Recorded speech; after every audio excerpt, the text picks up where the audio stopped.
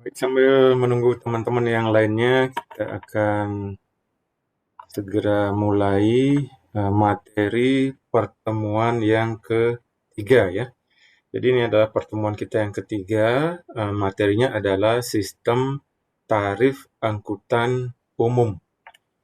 Sebelum saya lanjutkan, saya sampaikan bahwa di Oase itu saya juga sudah lampirkan file contoh paper ya, contoh paper terkait dengan kajian tarif angkutan umum. Nah itu contoh paper untuk kajian tarif angkutan umum ini sebenarnya sudah banyak ada ya, termasuk juga TA-TA dari kakak kelas Anda sudah banyak juga yang mengambil topik terkait tarif angkutan umum. Ada juga yang mengambil terkait tarif jalan tol. Jadi konsep-konsepnya nanti sebagian sama. Jadi silakan nanti di-download untuk papernya.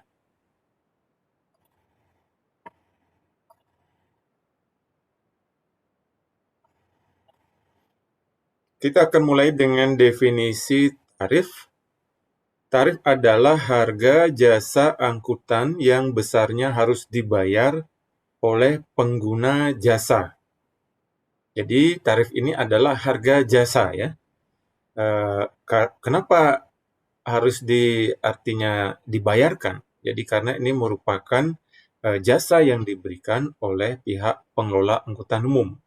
Jadi jasa inilah yang kemudian dibayarkan. Baik melalui mekanisme perjanjian sewa-menyewa, tawar-menawar, maupun ketetapan pemerintah. Jadi cara pembayaran tarif ini ada berbagai macam ya, bisa dengan sewa-menyewa, seperti halnya angkutan sewa, jadi atau kendaraan-kendaraan yang charter, jadi dengan sistem sewa-menyewa. Ada juga yang dengan sistem tawar-menawar ya, jadi pada beberapa sistem angkutan umum ada yang bisa sistemnya tawar-menawar, tergantung pada jarak, kemudian juga tergantung kepada lokasi asal tujuan. Kemudian tarif juga ada yang ditentukan berdasarkan ketetapan pemerintah. Jadi untuk tarif angkutan umum itu harus ditetapkan berdasarkan ketetapan pemerintah. Misalnya tarif Transarbagita untuk umum 3.500. Dari mana datangnya tarif 3.500 ini? Tarif itu ditetapkan oleh pemerintah.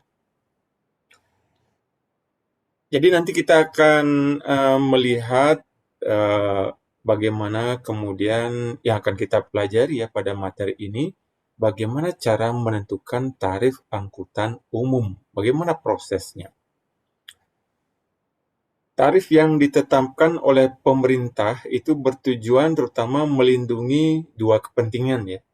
Kepentingan pengguna jasa atau konsumen, jadi supaya konsumen itu tidak terlalu diberatkan oleh tarifnya. Kemudian selanjutnya adalah produsen atau pengusaha.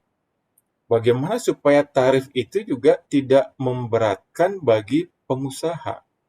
Karena pengusaha itu memerlukan juga keuntungan untuk melanjutkan usahanya. Sehingga seringkali nanti di dalam penetapan tarif ini akan terjadi perbedaan antara tarif yang diinginkan atau sesuai dengan kemampuan dari masyarakat dan tarif yang diharapkan oleh pihak pengusaha. Jadi sama seperti halnya misalnya tarif Transarbagita, kalau pihak pengusaha ya pengelola ini adalah operator dari bus Transarbagita itu mengajukan tarif ke pemerintah misalnya Rp8.000. Tetapi pemerintah melakukan kajian. Masyarakat mampunya hanya 3.500. Dari mana asalnya datangnya 3.500? Jadi dari nanti kesediaan membayar masyarakat dan kemampuan membayar masyarakat. Jadi ada nanti istilahnya willingness to pay, kesediaan membayar masyarakat atau WTP. Kemudian ada nanti istilahnya ability to pay, kemampuan masyarakat membayar tarif. Jadi ada nanti ATP, ability to pay, dan ada nanti WTP, willingness to pay. Jadi itu yang dilihat oleh pemerintah. Kemudian juga pemerintah akan melihat tarif dari pengusaha. Nah, dari mana kemudian pengusaha ini menghitung tarifnya? Berdasarkan biaya operasional kendaraannya. Jadi pengusaha tentu menghitung biaya-biaya yang diperlukan untuk mengoperasikan usahanya. Misalnya untuk menjalankan bus Transar Bagita, keluarlah kemudian tarif berdasarkan BOK. Jadi di sini posisi pemerintah adalah berada di tengah-tengah. Jadi ketika nanti tarif sudah dihitung berdasarkan BOK sudah dihitung, berdasarkan ATP sudah dihitung, berdasarkan WTP sudah dihitung, kemudian nanti pemerintahlah yang kemudian mengkaji tarif yang akan ditetapkan. Dengan konsekuensi adalah pemerintah memberikan subsidi. Ketika tarifnya tidak sesuai dengan keinginan atau pengajuan dari pengusaha atau operator angkutan umum. Jadi nanti dibedakan ya mana yang namanya operator angkutan umum, mana pengusaha angkutan umum. Kalau operator ini dia hanya mengoperasikan, tidak memiliki armadanya. Jadi seperti Transar Bagita, armadanya itu milik pemerintah. Operator ini hanya mengoperasikan saja, sehingga dia menghitung biaya operasional kendaraannya. Nah, itulah kemudian diajukan ke pemerintah seperti tadi.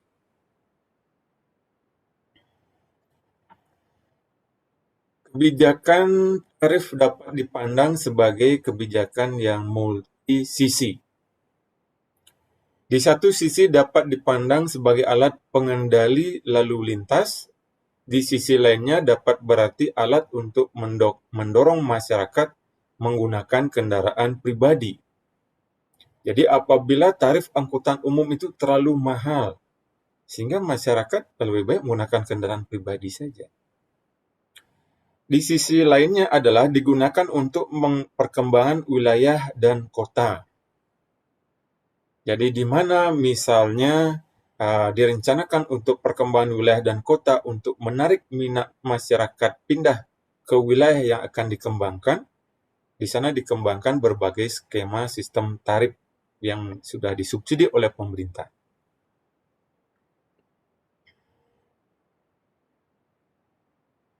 Tarif tadi sebagai alat pengendali lalu lintas ya. Jadi misalnya diberlakukan tarif parkir yang tinggi di pusat kota, sehingga masyarakat akan berpikir dua kali untuk menggunakan kendaraan pribadi ke pusat kota. Di lain pihak tentu pemerintah juga harus sudah menyediakan angkutan umumnya yang melayani ke pusat kota. Kebijakan tarif ini tidak dapat hanya didasarkan pada perhitungan biaya. Jadi di dalamnya juga terkandung misi pelayanan kepada masyarakat. Nah, itu sebabnya juga tarif Transar Bagita 3.500 itu sudah sebagian disubsidi oleh pemerintah, hampir setengahnya disubsidi oleh pemerintah. Kemudian karena ini terkandung misi pelayanan kepada masyarakat. Selanjutnya, kebijakan tarif yang berlaku di Indonesia mengacu kepada berbagai pendekatan berikut ini. Yang pertama adalah perhitungan tarif berdasarkan pendekatan dari penyedia jasa. Nah, kebijakan tarif berdasarkan pendekatan penyedia jasa ini adalah untuk menjaga kelangsungan hidup dan pengembangan usaha jasa perangkutan. Jadi menjaga kelancaran penyedia jasa, keamanan, kenyamanan, layanan jasa perangkutan. Jadi seperti penetapan tarif angkutan kota, itu harus ditetapkan oleh pemerintah. Karena kalau diserahkan kepada pihak swasta, tentu biasanya pihak swasta menginginkan tarif setinggi-tingginya, tetapi masyarakat menginginkan tarif serendah-rendahnya. Termasuk juga sempat yang menjadi permasalahan adalah tarif dari angkutan sewa khusus atau dikenal dengan angkutan online ya. Sebelumnya pihak angkutan yang konvensional ya, taksi konvensional itu banyak melakukan protes karena tarifnya yang tidak berimbang. Jadi tarif angkutan dari online ini dianggap itu terlalu murah karena tidak mengandung berbagai pajak yang harus dibayarkan seperti yang dibayarkan oleh pengusaha angkutan taksi. Nah, itulah sebenarnya sebabnya maka pemerintah turun tangan menetapkan kemudian tarif dari angkutan sewa khusus atau angkutan online. Jadi ada tarif batas bawah dan tarif batas atas. Selanjutnya adalah pendekatan pengguna jasa. Jadi dari penyedia jasa tadi, pendekatan tarifnya adalah berdasarkan biaya operasional kendaraan. Sehingga kalau tarifnya tidak sesuai dengan hitung-hitungan BOK dari pengusaha, tentu pengusaha ini akan mengalami kerugian, bahkan mengalami kebangkrutan. Sehingga tarif ini memang harus hati-hati dihitung. Jadi tarif ini juga sangat dipengaruhi oleh jumlah penumpang angkutan umum. Jadi ketika kita menghitung tarif angkutan umum, misalnya tarif Transarbagita, kalau Transarbagitanya selalu penuh, dan kalau Transarbagitanya yang terisi hanya 30%, nanti itu keluaran tarifnya akan berbeda-beda karena ada unsur pembagi jumlah penumpang. Jadi tarif berapa tarif yang dikenakan per penumpang. Nah, itu sebabnya maka kecenderungan semakin besar armada dan semakin banyak penumpang yang dapat diangkut, maka cenderung tarifnya semakin murah. Nah, tarif ini juga akan dipengaruhi oleh kualitas dari pelayanan. Semakin bagus dari kualitas pelayanan, tentu juga tarifnya akan semakin tinggi. Kemudian pendekatan dari pengguna jasa, tentu tarif ini supaya tidak terlalu memberatkan masyarakat sebagai pengguna jasa untuk memperlancar mobilitas penumpang maupun barang. Jadi pendekatan dari pengguna jasa nanti adalah berdasarkan kajian ATP dan WTP tadi. Kemudian yang ketiga adalah pendekatan pemerintah. Jadi dari dua pendekatan tadi, pendekatan dari pengusaha dan pendekatan pengguna jasa, kemudian pendekatan pemerintah mengambil posisi di tengah-tengah. Pendekatan pemerintah itu untuk mendorong pembangunan ekonomi serta menjaga stabilitas politik dan keamanan dalam rangka globalisasi. Ada berbagai macam struktur tarif, jadi cara pengenaan tarifnya. Ada istilahnya yang pertama tarif seragam. Jadi tarif seragam ini tidak mengenal jarak yang dilalui. Jauh atau dekat membayarnya sama. Jadi seperti Transarbagita, jauh ataupun dekat tetap membayar 3.500 untuk masyarakat umum. Jadi ini adalah tarif seragam. Beberapa keuntungan dari tarif seragam antara lain kemudahan dalam mengumpulkan ongkos sehingga memungkinkan transaksi itu berlangsung lebih cepat. Kemudian struktur ini juga memudahkan pengecekan karcis penumpang dan persediaan dari karcisnya. Nah, angkot yang beroperasi dia cenderung sebelumnya untuk saat ini sudah tidak terlalu aktif, cenderung tarifnya itu adalah berbeda-beda berdasarkan jarak. Jadi misalnya trayek Kreneng Sanglah. Jadi kalau Anda berangkat dari Kreneng turun di SMP 1 Denpasar, itu tarifnya berbeda dengan turun di Tiara, dengan turun di kampus UNUD, dan turun di Sanglah. Itu tarifnya berbeda. Jadi itu bukan tarif seragam. Nah, selanjutnya kerugian dari tarif seragam adalah kemungkinan untuk menarik penumpang jarak pendek. Jadi itu menjadi agak sulit ya karena jauh dekat itu sama. Misalnya angkot ya. Itu sama-sama 10.000 misalnya. Dari Kreneng ke Sanglah 10.000. Kreneng ke SMP 1 10.000. Kreneng ke Tiara Dewata 10.000. Tentu ini dari pihak masyarakat merasa keberatan. Ini jaraknya dekat kok bayarnya sama. Nah, itu antara lain permasalahan dengan tarif yang seragam. Jadi gambar 21 ini menunjukkan struktur tarif yang seragam. Jadi dia flat ya. Jadi sering disebut juga tarifnya bersifat flat atau rata, seragam tanpa memperhitungkan jarak. Yang kedua, tarif berdasarkan jarak. Jadi dibedakan berdasarkan jarak yang ditempuh.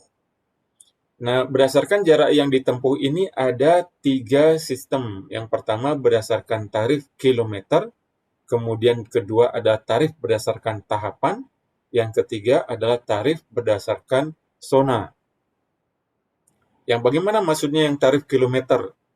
Jadi tarif ini tergantung dengan jarak yang ditempuh oleh penumpang. Jadi besarnya tarif dilakukan pengalian ongkos per kilometer dikali dengan panjang perjalanan yang ditempuh oleh penumpang. Jadi ini tipikal untuk adalah tarif taksi menggunakan argometer ya. Jadi ketika Anda naik kemudian taksi, Anda istilahnya dikenai biaya buka pintu ya. Ketika Anda sudah memesan taksi, kemudian Anda tiba-tiba membatalkan, itu sebenarnya sudah terkena tarif buka pintu. Kemudian selanjutnya Anda terkena tarif per kilometer. Jadi sehingga menggunakan argometer.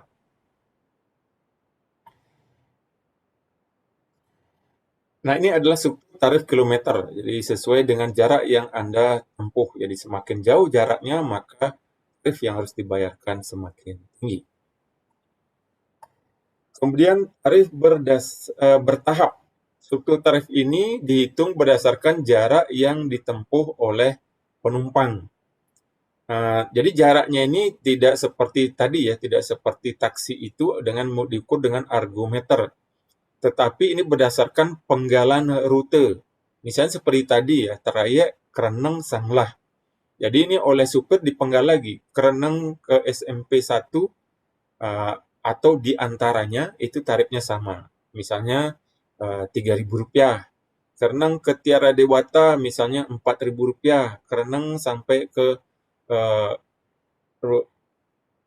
Universitas Udayana itu misalnya Rp6.000. Kreneng sampai ke Sanglah misalnya Rp10.000. Jadi dia berdasarkan penggalan rute. Di mana umumnya satu penggal rute jaraknya antar satu atau lebih tempat perhentian. Jadi seperti tadi ya, misalnya dari Kreneng ke SMP 1, kemudian Kreneng ke Tiara Dewata, itu adalah sebagai dasar perhitungan tarif.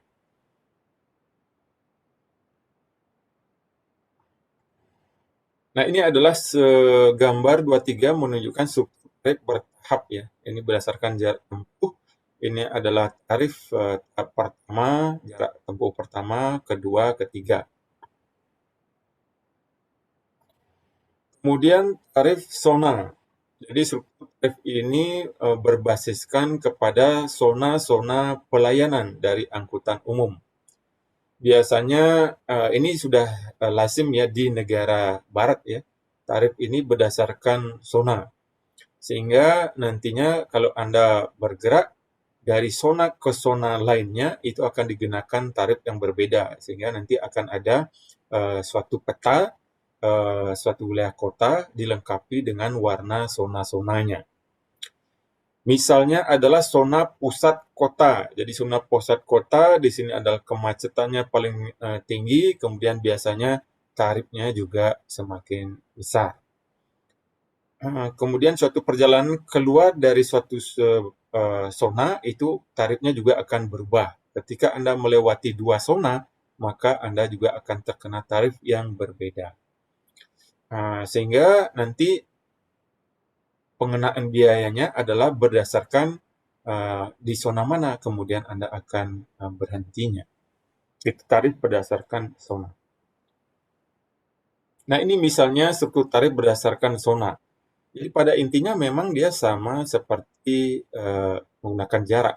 Nah, sistem taksi ya, kalau Anda misalnya ke Jakarta ya, turun di Bandara Soekarno-Hatta, kemudian Anda memesan taksi, maka pengelola taksinya akan melihat zonanya. Oh, Misalnya Anda bergerak di zona ini, maka biaya untuk ke zona itu adalah sekian rupiah. Jadi itu adalah tarif berdasarkan zona, sehingga dia tidak menggunakan argometer.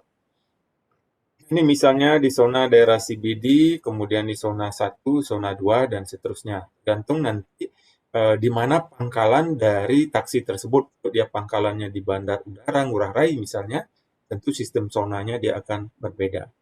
Kalau dia pangkalannya di pusat kota, tentu sistem zonanya juga akan berbeda. Nah, itu tadi tarif berdasarkan jarak. Kemudian tarif kalau dilihat dari sisi pengguna jasa. Jadi dalam hal ini adalah masyarakat yang menggunakan jasa angkutan umum. Maka tarif itu akan dihitung berdasarkan kemampuan membayar atau ability to pay, ATP. Dan keinginan membayar. Keinginan membayar ini adalah willingness to pay atau WTP. Jadi ada ATP dan WTP. Kemampuan membayar adalah kemampuan seseorang untuk membayar jasa pelayanan yang diterimanya berdasarkan penghasilan yang dia anggap ideal. Jadi berdasarkan penghasilan masyarakat, berapa sih bisa dihitung ya? Berapa sih kemampuan membayar seseorang? Pendekatan yang digunakan dalam analisis kemampuan membayar berdasarkan alokasi biaya untuk transportasi dan pendapatan yang diterimanya. Faktor-faktor yang mempengaruhi dalam perhitungan kemampuan membayar, yang pertama besarnya penghasilan, yang kedua kebutuhan transportasi, total biaya transportasi, intensitas perjalanan, pengeluaran total per bulan, kemudian jenis kegiatan. Jadi itu antara lain faktor-faktor yang mempengaruhi kemampuan membayar seseorang. Sedangkan keinginan membayar adalah kesediaan pengguna untuk mengeluarkan imbalan atas jasa yang diperolehnya. Jadi kalau kita lihat kenapa orang mau membayar taksi lebih mahal? Jadi karena kualitas layanannya itu lebih baik. Jadi kualitas layanannya jadi menggunakan misalnya kendaraannya jenisnya sedan, ber-AC, dan sebagainya. Kemudian juga melayani door to door, ya, dari pintu ke pintu. Langsung diantarkan sampai di depan rumah. Sehingga Anda memiliki keinginan membayar lebih tinggi untuk kualitas layanan seperti itu. Kemudian ke angkutan umum, karena dia sifatnya misalnya tidak ber-AC, kemudian layannya tidak bersifat door to door, tidak sampai mengantarkan ke depan rumah seseorang, sehingga keinginan membayar masyarakat akan lebih rendah terkait angkutan umum. Nah, itu misalnya contohnya. Demikian juga di angkutan umum itu sendiri, antara angkutan umum yang ber-AC dan tidak ber-AC, kemudian armada yang baru dan armada yang lama, tentu keinginan membayar masyarakat juga akan berbeda. Pendekatan yang digunakan di dalam analisis keinginan membayar adalah berdasarkan persepsi pengguna terhadap tarif dari jasa angkutan umum tersebut.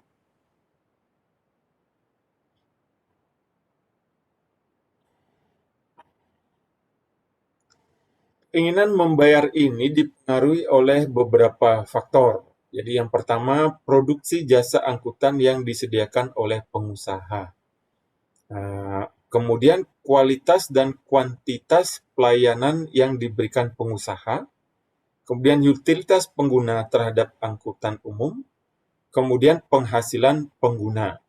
Jadi itu yang menentukan keinginan membayar dari masyarakat. Jadi semakin bagus kualitas yang dihasilkan, kemudian juga produk jasa yang diberikan, disediakan, maka keinginan membayar masyarakat juga semakin tinggi.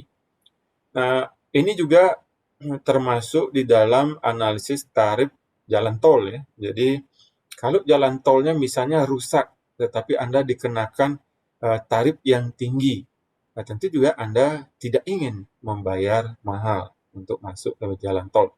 Anda akan dihadapkan kepada berbagai pilihan yang ada. lewat jalan tol lebih cepat, tetapi misalnya jalannya rusak, atau lewat jalan existing, lebih jauh, tetapi jalannya bagus. Nah, itu misalnya. Itu akan mempengaruhi juga keinginan membayar seseorang. Dalam pelaksanaannya, untuk menentukan tarif sering terjadi benturan ya antara kemampuan membayar dan keinginan membayar. Jadi ini nilainya berbeda. Nah, jadi ini misalnya adalah grafik dari kemampuan membayar. Ini bagian sumbu X-nya adalah persentase responden. Sedangkan sumbu Y-nya ini adalah biaya persatuan jarak. Kita lihat adalah persentase responden semakin tinggi ketika biaya persatuan jaraknya ini semakin rendah. Dan sebaliknya, persentase responden ini semakin rendah apabila biaya persatuan jaraknya semakin tinggi. Jadi ini saya kira sudah berlaku hukum pasar ya. Jadi ini adalah ilustrasi kurva antara kemampuan membayar dan keinginan membayar. Jadi kalau kita melihat kemampuan membayar itu berdasarkan kita lihat berdasarkan jarak biaya persatuan waktu, maka semakin jaraknya seperti tadi ya, semakin biaya persatuan jaraknya semakin rendah, maka persentase masyarakat semakin besar. Sedangkan keinginan membayar polanya juga sebenarnya sama. Jadi semakin biaya persatuan jaraknya ini semakin rendah, maka persentase responden adalah semakin tinggi. Jadi ketika kemudian diplot antara dua tarif berdasarkan kemampuan membayar dan keinginan membayar, ini ada satu titik pertemuan. Nah, titik pertemuan inilah merupakan kondisi yang balance antara kemampuan membayar dan keinginan membayar. Inilah yang biasanya dipakai sebagai dasar dalam penetapan tarif. Jadi kita bisa melihat bahwa ada saatnya kemampuan membayar itu lebih tinggi nilainya daripada keinginan membayar. Ada juga saatnya justru keinginan membayarnya lebih tinggi dari kemampuan membayar. Jadi pada kondisi bagaimana hal tersebut terjadi. Nah, ini adalah satu contoh ya laporan studi evaluasi tarif angkutan umum. Nah, saya juga sudah berikan lampiran itu di OASE ya. Silakan Anda download di OASE contoh perhitungan tarif angkutan umum. Laporan studi evaluasi tarif dan analisis ATP dan WTP di DKI Jakarta. Jadi kalau Anda yang berminat mengambil tugas akhir di bidang ini ya, ini sudah ada banyak contoh ya. Di luar Bali maupun untuk kakak kelas Anda sudah banyak mengambil evaluasi tarif angkutan umum.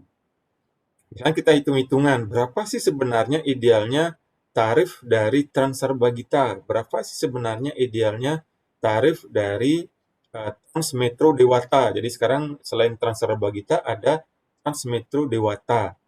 Demikian juga tarif taksi ya, kita bisa coba hitung berapa idealnya tarif taksi, berapa idealnya tarif angkutan sewa, dan seterusnya. Nah, ada beberapa kondisi yang sudah sempat saya sebutkan. Yang pertama, apabila kemampuan membayar lebih besar dari keinginan membayar. Jadi sebenarnya masyarakat itu mampu membayar, tapi dia tidak ingin membayar. Jadi kondisi ini menunjukkan bahwa kemampuan membayar lebih besar dari keinginannya. Kemudian bisa terjadi bila pengguna jasa itu mempunyai penghasilan yang relatif tinggi, tapi utilitas terhadap jasa tersebut rendah. Jadi misalnya gaji Anda sebenarnya cukup, tetapi Anda tidak ingin membayar angkot misalnya. Karena Anda melihat kualitas angkot, armadanya lama, kemudian tempat duduknya kemudian ke samping, banyak yang sudah rusak, berdesakan. Nah, itu menyebabkan Anda tidak ingin membayar. Jadi Anda mampu membayar tetapi tidak ingin membayar. Yang kedua, kondisi kedua, kemampuan membayar ini lebih kecil dari keinginan membayar. Jadi kebalikan dari kondisi tadi ya, di mana keinginan pengguna jasa membayar lebih besar daripada kemampuan membayar. Walaupun penghasilan kita misalnya tidak terlalu tinggi, tetapi melihat kualitas layanan yang diberikan, saya mau membayar yang lebih tinggi. Seperti tadi ya, antara misalnya penggunaan taksi dengan angkot. Jadi walaupun taksi itu mahal, tetapi masyarakat memiliki keinginan membayar lebih tinggi taksi daripada menggunakan angkutan umum.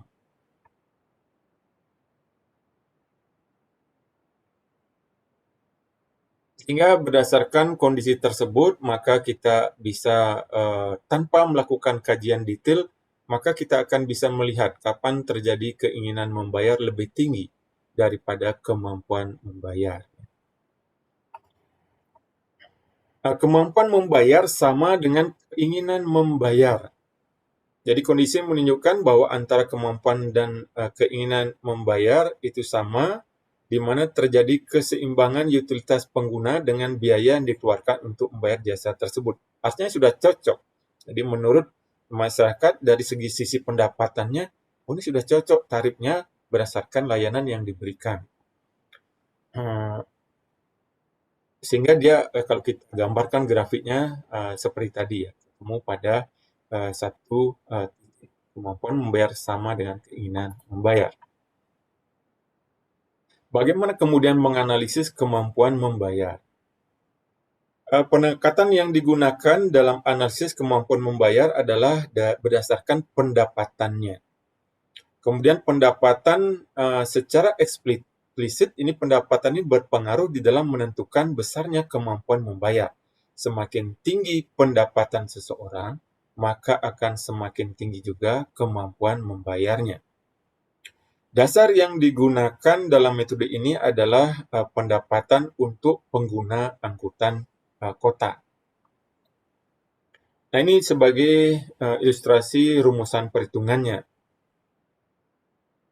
Nilai kemampuan membayar pengguna angkutan kota rupiah per kilometer adalah dihitung berdasarkan persamaan sebagai berikut.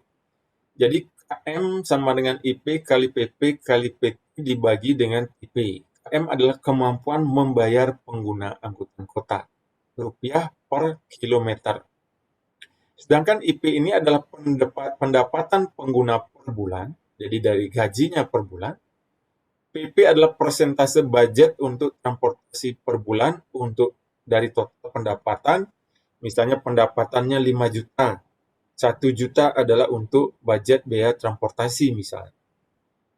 PT adalah persentase budget untuk angkutan kota dari total budget untuk transportasi. Jadi misalnya dari 1 juta untuk transportasi, berapa yang dia anggarkan untuk menggunakan angkutan umum atau angkutan kota? Misalnya 30%-nya misalnya. TP adalah total panjang perjalanan pengguna per bulan, kilometer per bulan, sehingga nanti ujung-ujungnya satuannya menjadi rupiah per kilometer. Selanjutnya analisis keinginan membayar. Pendekatan dalam menganalisis keinginan membayar ini adalah pendekatan persepsi. Jadi baik keduanya, kedua cara surveinya itu adalah berdasarkan kuesioner ya. Baik kemampuan membayar maupun keinginan membayar, cara surveinya sama. Namun yang keinginan membayar adalah berdasarkan persepsi. Untuk kemampuan membayar berdasarkan pendapatan tadi dan pengeluaran untuk transportasinya. Persepsi pengguna untuk membayar tarif angkutan kota ini sangat berbeda-beda. Dalam hal ini, pendapatan secara implisit mempengaruhi persepsi pengguna untuk membayar tarif angkutan kota. Di samping pendapatan, utilitas pengguna, kuantitas dan kualitas jasa layanan yang diberikan mempengaruhi juga persepsi pengguna terhadap kesediaannya membayar tarif. Untuk menentukan besarnya nilai keinginan membayar dalam rupiah per kilometer adalah dengan menanyakan. Jadi ini yang tadi saya sampaikan melalui kuesioner. menanyakan berapa tarif yang sesuai untuk setiap perjalanan pada perjalanan harian yang dilakukan oleh pengguna angkutan kota. Jadi misalnya berdasarkan keinginan membayar, Anda tanyakan kepada penggunanya. Dari misalnya dia bergerak dari Denpasar menuju ke kampus Bukit Jimbaran, menurut pengguna ini berapa sebenarnya idealnya tarifnya, besarnya tarifnya. Itulah menunjukkan keinginan membayarnya. Tentunya biasanya pengguna dia akan hitung-hitungan ya. Kalau naik motor, kalau naik mobil, kira-kira biayanya sekian. Tapi kalau naik angkutan umum, wajarnya sekian. Jadi ini tarif wajarnya menurut pengguna inilah menunjukkan nilai keinginan membayarnya. Nah, itu kira-kira teori terkait dengan sistem tarif angkutan umum ya. Jadi sekali lagi untuk contoh-contoh perhitungan bisa Anda lihat di Oase, kemudian selanjutnya bisa Anda browsing juga di internet. Demikian perkuliahan hari ini. Apabila ada hal yang ingin ditanyakan, nanti saya persilakan.